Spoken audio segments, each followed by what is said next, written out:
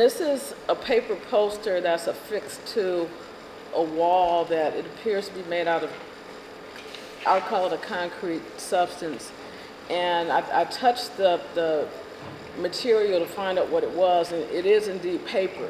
It's difficult to see it from this image, the way it's cropped, but in a lot of places, the image is, the poster rather, is either peeling away from the wall, and at some points at the bottom, it looks like maybe some parts have been torn away. Like if you see Martin Luther King, for example, it looks like some of it is torn away.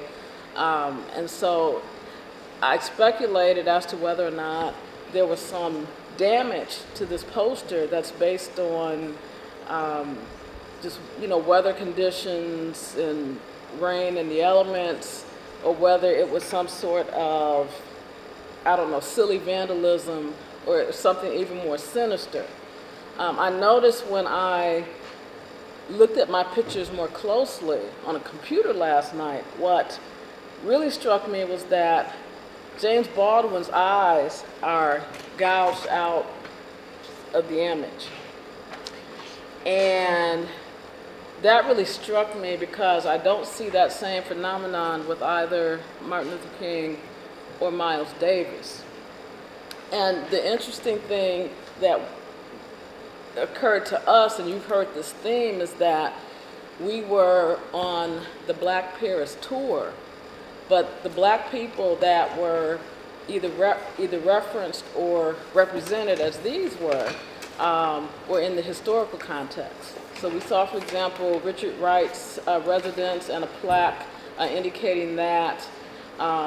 There was, as from Tollet's picture of the monument to slavery in the Garden of Luxembourg.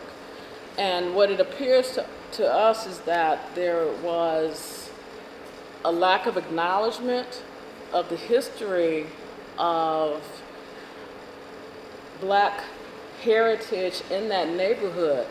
In fact, when we were in that square where that paper poster appears, a few of the people seemed to be quite annoyed that maybe we were invading their private space.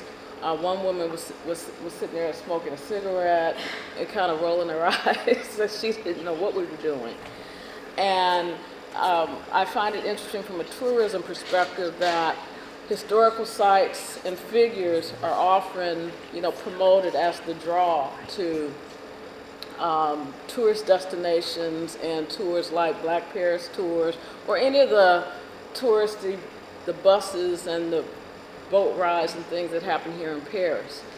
So it seems like there was kind of a disconnect between the past and the present in this particular neighborhood. And it also, in my mind,